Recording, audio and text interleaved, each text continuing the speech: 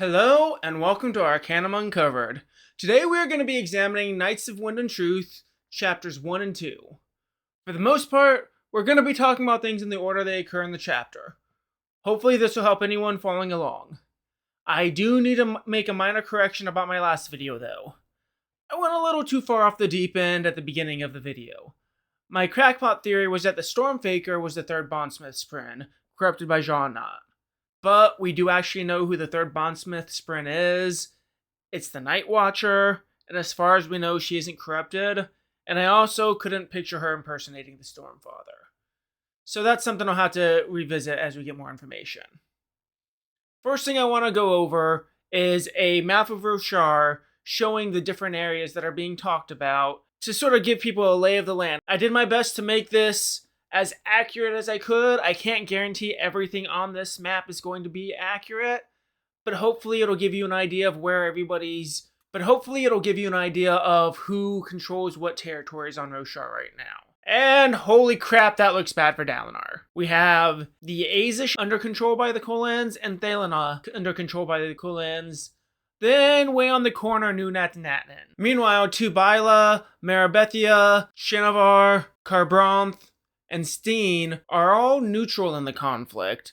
And from what I've gathered when I was researching this, outside of potentially Shinovar, because this is the Szeth invading Shinovar book, I really don't see any of these countries going to join the Kholin coalition.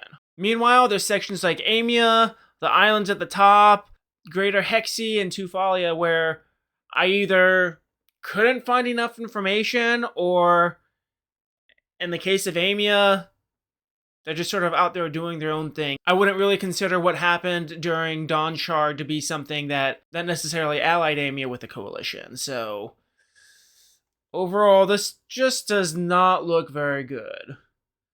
But I mean, they do have the Blackthorn on their side, and the only area that's being contested now is the Frostlands and the Unclaimed Hills, so they do have that going for them.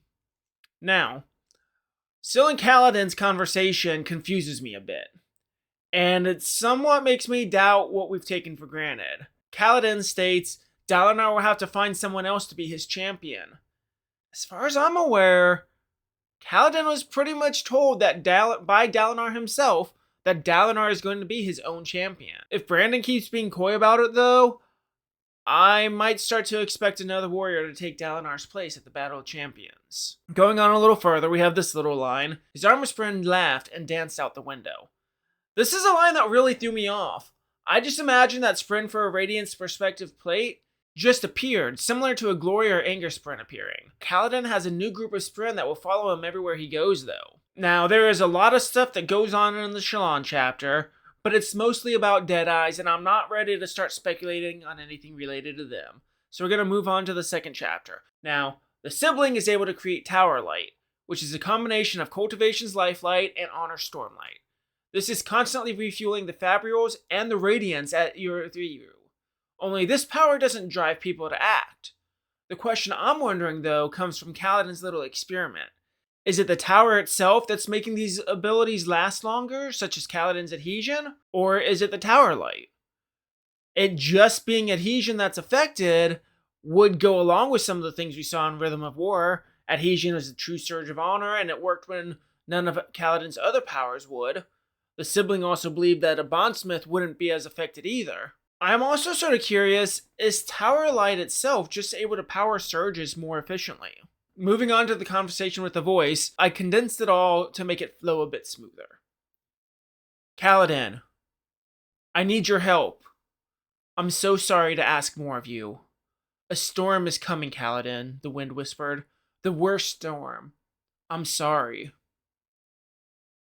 He gazed outward, waiting for the voice to return. It didn't. Just that crisp breeze. Now, though, it didn't seem calm. A little later in the chapter, you are what I need.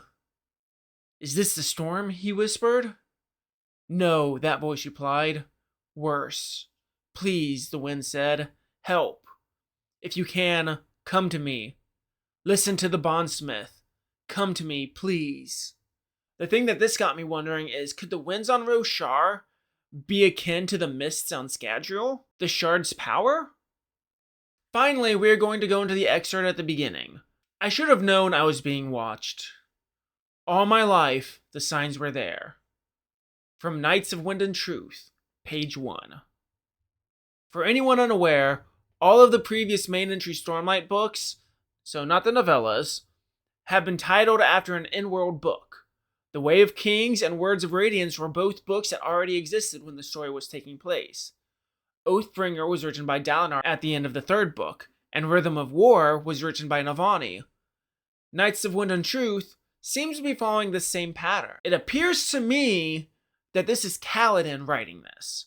It goes along perfectly with the conversation about the wind, and him being the Knight of Wind. Now this could be a bait and switch by Brandon, but barring that, it seems like Kaladin Stormblessed will survive this book. So anybody worried about a sad ending for Kaladin at the end of this book, things are looking pretty up for our boy.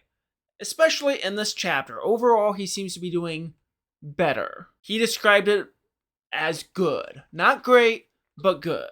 We are ending this book with that little bit of brightness where our hero will potentially be surviving this book. Everybody else, I don't know. But Kaladin seems to be safe. I hope you enjoyed this video, and if you did, be sure to like and subscribe, and join us next time so that we can all become a little more quantifiably invested.